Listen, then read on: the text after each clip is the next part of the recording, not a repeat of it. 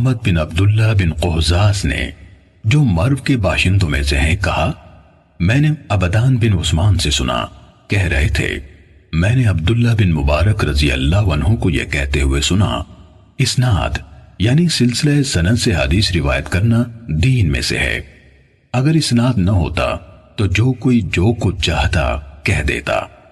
امام مسلم رحمہ اللہ نے کہا اور محمد بن عبداللہ نے کہا مجھے عباس بن ابی رزمہ نے حدیث سنائی، کہا میں نے عبداللہ بن مبارک کو یہ کہتے ہوئے سنا، ہمارے اور لوگوں کے درمیان فیصلہ کن چیز بیان کی جانے والی خبروں کے پاؤں یعنی سندیں ہیں، جن پر روایات اس طرح کھڑی ہوتی ہیں جس طرح جاندار اپنے پاؤں پر کھڑے ہوتے ہیں۔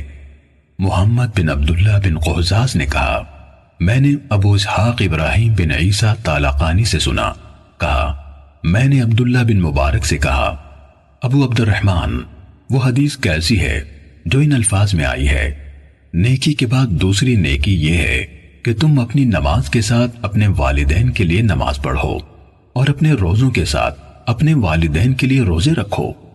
کہا عبداللہ بن مبارک نے کہا یہ کس کی سند سے ہے؟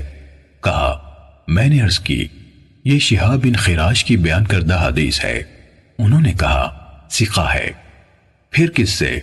کہا میں نے عرض کی حجاج بن دینار سے۔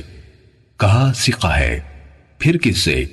کہا میں نے عرض کی رسول اللہ صلی اللہ علیہ وآلہ وسلم نے فرمایا۔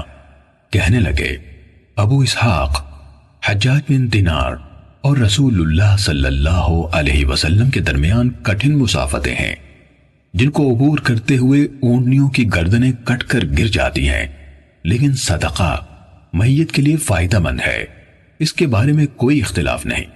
محمد نے کہا میں نے علی بن شقیق سے سنا، کہہ رہے تھے میں نے عبداللہ بن مبارک کو سب کے سامنے یہ کہتے سنا عمر بن ثابت کی روایت کی ہوئی حدیث ترک کر دو، کیونکہ وہ سلف صالحین کو گالیاں دیا کرتا تھا۔